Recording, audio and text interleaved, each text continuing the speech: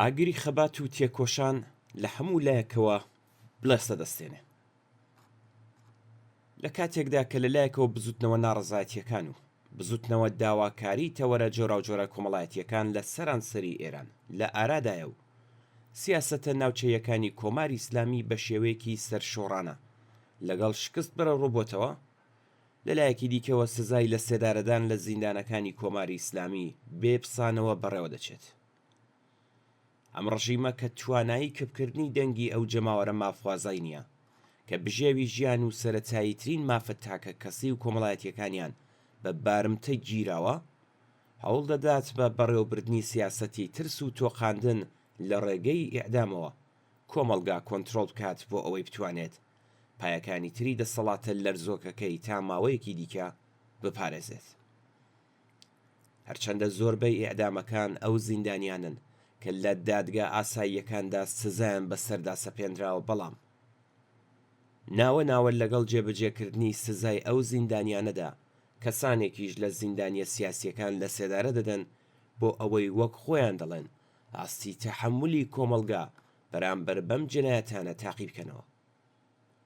بەڵام ئاخێزە جەماوەریەکانی زستانی 96 و پاییزی 98 و ئاخێزی شۆڕشگێڕانە و بەردەوامی ژن ژیان ئازادی بەڕوونی نیشانیدا کە جەماوەری ناڕازی وەگیان هاتوو نەک هەر لە ئاستەم و سەرکوتگەریەکانی ڕژیم ترسیان ڕژاوە، بەڵکو تووڕەیی و نەفرەتی ئاوێتە لەگەڵ وشیاری و بەهێزبوونی هاوپشتی جەماوەری هاوچارە نووس بەردەوام لە هەموو ڕەهەندەکانی کۆمەلگادا پەرەدەستێنێت.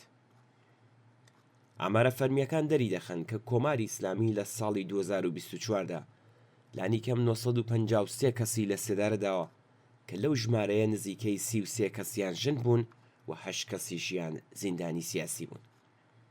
هەروەها لە ماوەی ئەو یەک ساڵەدا نزیکەی 96 کەس لە خەڵکی کوردستان و 101 کەسیش لە خەڵکی بەلوچیان بە بیانووی جۆرا و جۆر لە سێدارەداوە. لە ناو ئیعدام کراوەکاندا ئەو منداڵانەش بوونیان هەیە کە لە کاتی ئەنجامی تاوانەکەدا تەمەنیان لە خوار 18 ساڵەوە بووە. لە نێو سەرجەم ئەو وڵاتانی کە هێشتا سزای دڕندانەی لە سێدارەدان تیاندا بەڕێوە دەچێت، کۆماری ئیسلامی تاکە حکوومەت بووە کە تاوانبارانی منداڵی لە سێدارەداوە. بە گوێرەی راپۆرتی ڕێکخراوی لێبوردنی نێودەوڵەتی، ئێران وەک گەورەترین بەڕێوەبەری ئیعدامی تاوانبارانی منداڵ لە ماوەی 45 ساڵی ڕابردوودا دەستنیشان کراوە. یەکێک لە کاریگەرترین مەیدانەکانی خەبات بۆ هەڵوەشانەوەی سزای لە سێدارەدان بریتیە لە کەمپەینی سێشەممەکانی نابۆ لە سێدارەدان و مانگرتن لە خواردنی زیندانیانی سیاسی لە ڕۆژەکانی سێشەممەی هەموو حوتویەک لە ناڕەزایەتی بەرامبەر بە پەرەسەندن و بەڕێوەچوونی بەردەوامی ئیعدامەکان لە ئێران. ئەم کەمپەینە خەباتکارانەی زیندانیانی سیاسی مانگی ڕێبەندانی ساڵی 1402 لە زیندانەکانی ئێران دەستی پێکرد و ئێستا لە 38مین هەفتەی خۆیدایە. ئەم زیندانیانە بێڕای ئیدانەکردنی سزای لە سێدارەدان وەک سزایەکی نامرۆڤانە و قەرەبوو نەکراوە بەبێ لە بەرچاوگرتنی جۆری تۆمەت یان پاڵنەر و باوەڕی ئەو کەسانەی کە سزای لە سێدارەدانیان بەسەردا سەپێنراوە خوازیاری هەڵوەشانەوەی ئەم سزایان. تا ئێستا 28 زیندان لە سەرانسەری ئێران بەم کەمپەینەوە پەیوەست بوون. مافی ژیان یەکێکە لە بنەڕەتی ترین مافەکانی مرۆڤ کە نابێت لە هیچ بارودۆخێکدا بکەوێتە ژێر کاریگەری و شاری سیاسی و ئیدۆلۆژیەوە. بەڵام زەوتکردنی ئەم مافە سەرەتاییەی مرۆڤ لە ئێران هاوکات لەگەڵ هاتنە سەرکاری حکوومەتی ئیسلامی دەستی پێکرد. ئەم ڕژیمە سزای لە سێدارەدانی وەک تونند و تیژیەکی بە ئەنقەست و ڕێکخراو بۆ لەناوبردنی نەیارانی سیاسی، ناڕازیانی کۆمەڵایەتی و قوربانیانی دەستی ئەم نیزامە ستەمکارە سەرمایەداریە بەکارهێناوە. سزای لە سێدارەدان بەردەوام یەکێک بووە لە پایەکانی دەسەڵاتی کۆماری ئیسلامی بە مەبەستی چاوترسێنکردنی جەماوەر.